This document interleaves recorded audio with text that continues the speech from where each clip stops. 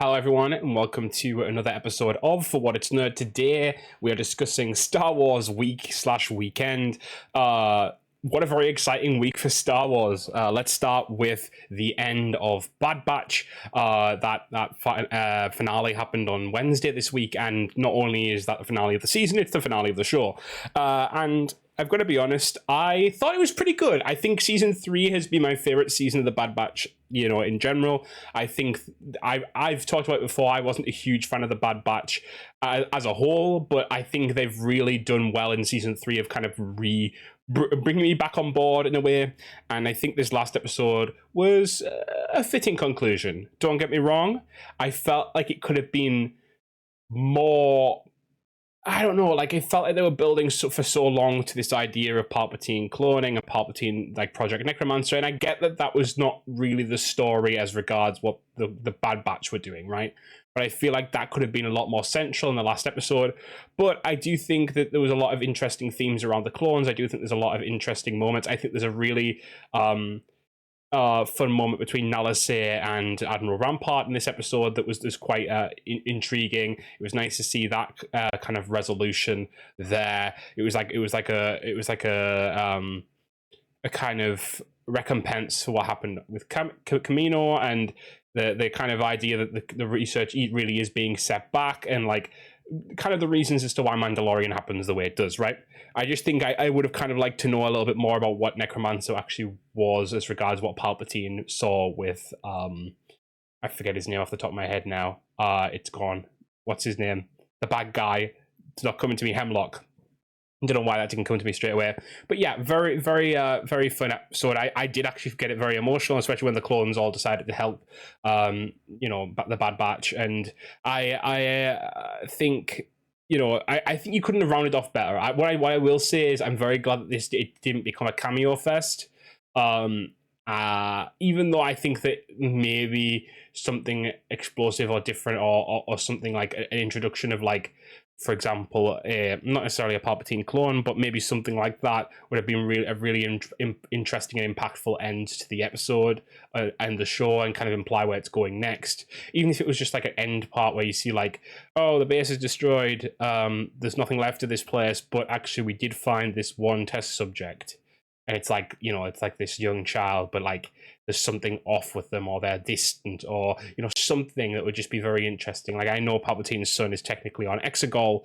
I don't know when that exactly happens at the timeline. I don't think it happens yet, but he's on Exegol when that happens. But I think something akin to that would have been very interesting to see, this kind of element, like a Palpatine offshoot. Sort of thing. I think that'll be really interesting. I think also there was a lot of characters that were kind of missed out of the finale as regards the ensemble cast that we've had so far. Fee, for example, we don't see. I feel also that maybe some of the clones that we've come across throughout the series, Rex, Wolf,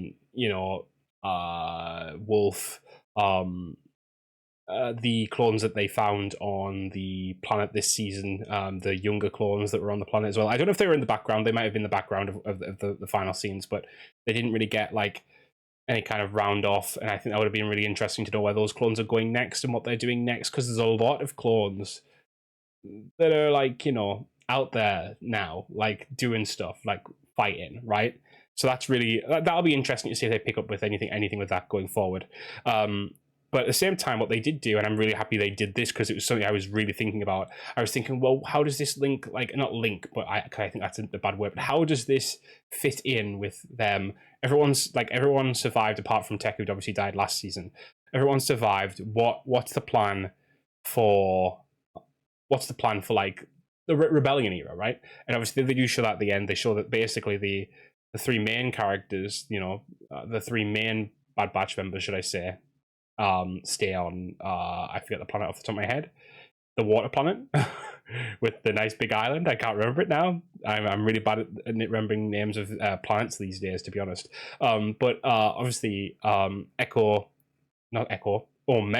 wow, we're on one of those days. Omega goes off to join the rebellion, which is actually really interesting. I would like to see something down the line, seeing Omega and Rex kind of reuniting within the rebellion. That would have been a really interesting piece of storytelling, I think. these two characters who, yes, they met, but they didn't really know each other, but kind of getting to grow another kind of kinship there with some of her brothers, which would have been would be really interesting. I'm also really not sad, disappointed we didn't get a little bit more of where Emery's going next, because I think Emery was such an interesting character throughout the season and so conflicted and a really good mirror to Omega herself. And then we kind of don't really see what happens to her thereafter. We know she says she wants to like make up for what she's done so far, and it seems she's doing that with Echo, but like what's that mean? Is she going with the other guys? Is she staying on this planet? There's a lot of questions, and I don't expect them all to be answered today, because, for example, and what we're going to move on to next is there's a question we've been having for 13 years: what happened to Barriss Offee? And we only just learned about that this week, and we're still asking that question now, because that didn't end on a very definitive note either. But we'll get into that in a second. But yeah, so Bad Batch, I would say a solid 7 out of 8, 7 out of 8, 7 out of 10 for a finish. And I think just, yeah, really good TV. I think this season really stepped up the game for me personally, and I applaud them for that, because they didn't have me as gripped for season 1 and season 2. So that is that. Let's move on to Tales of the Empire. But before we get to Barriss, let's talk about Morgan Elsbeth. The first 3 episodes of this season were dedicated to her. And first of all, I have to say, why did you call this Tales of the Empire if 2 of 3 of Morgan Elsbeth's episodes happen outside of the Empire? Let's say, because episode 1 is based during the Clone Wars, episode 2 is set during the Empire, and episode 3 is set with the fall of the Empire. Now, technically, there's still Imperial elements, and I get that it was an easier name to kind of use overall, and I don't disagree with it in actuality, but I just found it very funny that 2 of Morgan's 3 episodes were outside of the actual era that they were, labeling the show as. But I will say, what I think was really good about Tales of the Jedi is not only is it a really fun way of kind of building out characters you wouldn't otherwise get to build out, but it's just so well done as regards animation, as regards bringing these characters who were in live action or who were otherwise in the animation style into the Clone Wars animation style. And I think they've done a really good job of making that seamless, especially with certain characters like Rook, for example, the Nogri, that fights Morgan in episode 2. I think that was really inspired, because I actually had to remind myself that, oh, wow, did he look similar to that? And he obviously did, but like it was fascinating to see like the style change and kind of the way those characters looked in that Clone Wars style, which we all kind of wonder about, right? We all wonder what the Clone Wars style characters would look like, for example, with Pelion and Thrawn as well in this series. But also, I just think they really did a good job at Morgan, fleshing out the witches of Dathomir as well. Not necessarily just the Night Sisters, but like this mountain clan that they kind of recanonized. There was some kind of clans like this in old canon as well, but we have some more of that now, obviously, in new canon, and it'll be interesting to see where that goes in the future. If there's going to be some kind of implication that that there's a resurgence of other types of not Night Sisters, sorry, witches on Dathomir. Is Dathomir just a place of cultural force sensitivity, sort of similar to Jeddah or like other planets like Mirial? But yeah, so really interesting to see that in those episodes. Grievous looked amazing as well. I think a lot of people are saying that he looked terrifying, and it was some really good animation. Again, the combat looks fluid and just stellar across the board. I think it's crazy to see how far they've been able to push that style over the last, I forget when Clone Wars started now, 2008, over the last 16 years. And I hope they keep going with the tales of the whatever is next, because I think they're really fun. I think they're a really nice window into some smaller parts of the canon. But yeah, so I think the Morgan Elsbeth episodes were really good at kind of just rounding out Morgan's story, because Morgan's gone now. We know that Morgan died in season 1 of Ahsoka, and so really that was kind of just a nice capstone to her, to like let us know what's going on with her, or what was going on with her prior to her death. So that's a really cool way of doing that. It makes me want more Morgan Elsbeth, but I mean, there's plenty of time to do that in if we wanted to. I think they should do a book. I think they should do a book set during the years of her becoming a magistrate on Corvus. I remember that name Yeah. But yeah, one thing I will say about Tales of the Empire in general as well, before we go into Barris, is that I think Tales of the Empire is a lot more enjoyable for me than it was Tales of the Jedi. Tales of the Jedi felt uh, like we knew it all, right? Like the Dooku episodes were good in that they really did elaborate on what he was doing, but like the Ahsoka episodes felt like they were just kind of some of it was literally rehashing other stories, but it felt like it was rehashing, right? It felt like it was just giving us something that we kind of already knew. Um, uh, from books and from other things. But like this time around, the Tales of the Empire, obviously, we're getting some really big questions answered. We're getting to know Morgan more, but also we're getting to learn about Barriss. And now, what I really found interesting about the Barriss episodes was the way they took it. Now, I thought they would have Barriss go down a really dark path, but actually, she ends up in this place of enlightenment.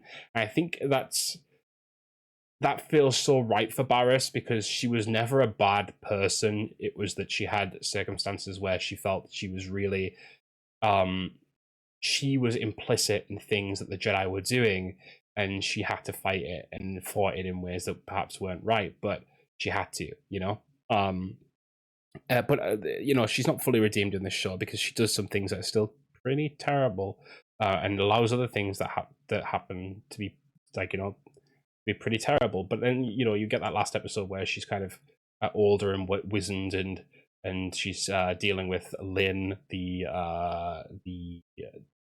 Inquisitor from Obi-Wan initially, but also obviously in the 3 episodes here as kind of Barriss's mentor in the inquisitorial ways. And the cliffhanger. There's a cliffhanger. There's another cliffhanger. We don't know what happened. What happened to Barriss Offee? Once again, 13 years later, we're still asking the question because this show gave us exactly nothing as to what happened to Barriss Offee because she's still technically, is she dead? Is she alive? We're still where we were. But no, it was a really good story. I like the idea that they kind of took her down that Inquisitor path and then had her come back from it herself, because I think all the Inquisitors that we've dealt with so far, even the ones that have come back to the light, like Trilla, sort of, and like Reva, sort of, they did it because of others. They saw the light because of others. And I think it was really nice for Barriss to be like this person who's like, yeah, I've took this bad path, but actually this is wrong. And that was a really nice, interesting change of pace. It also was. I also really appreciate it because I feel like we should have seen Barriss before now if she was an Inquisitor for all that time. Now, don't get me wrong, I do like a kind of, you know, a tragedy, a fall from grace arc, like we all do. We all enjoy watching, you know, Anakin become Vader, right? We all enjoy that. But I think this was really nice to see it, like kind of opposite to that. You know. And a self-made one, like I say. So really happy about those Barriss episodes. I think Tales of the Empire is probably like one of the strongest pieces of Star Wars media this year, probably going to be. But I could be wrong because we're going into the next topic now, which is the Acolyte trailer that came out at the end of The Phantom Menace. That's been re-premiering in theaters, but also came out on YouTube thereafter. And this looks, I don't even know where to begin. It looks amazing. It looks beautiful. We're learning that Jedi Master Soul is going to be going after his apprentice, which is very similar to a storyline actually in the comics from Legends, where you had Aura Singh, who was a Jedi, and she kind of went away from the Jedi arts, and they were tracking her at one point, and that was a really interesting kind of parallel I found. I don't think they necessarily maybe have drawn from that, but I think it's an interesting parallel to be there. That being with Ki-Adi-Mundi and the Dark Lady, which was also a Jedi, which starts to get kind of weird. But anyway, yeah. So I think this show is going to be it's very thriller. Like it's very it's not spy thriller, murder thriller. I don't know. That's maybe even the wrong words. It seems like it's going to be very yeah, it seems like it's going to be a little bit more highbrow. I don't know if that's the right word. I don't know if that's the right kind of interpretation, but it feels like it's going to be in like kind of like a. I don't even know the word. But it just seems like it's going to be a little bit more like spy thriller. Probably sounds closer, but I don't even think it's that either. I'm really excited to see how this unravels and learn like what the Sith are doing and what this period of the Jedi looks like, and all these characters. You know, people are, like the idea that Jedi are being hunted, but separate to what has been happening in the books with the Nile.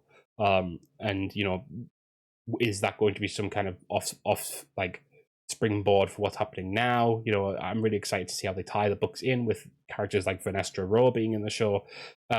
So yeah, I think that trailer looks really good.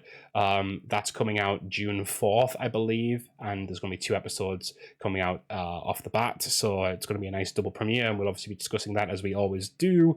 But yeah, I don't have too much more to say on that at the moment, because I don't want to go into too many, like, you know, I don't want to start hypothesizing too much, because you can just end up down a rabbit hole and end up ruining your own expectations of what the show will be. You know, many people are like, who's the Sith going to be? And I'll just remind you that when Marok showed up in Ahsoka and it was no one, it was just a gas cloud, everyone was disappointed.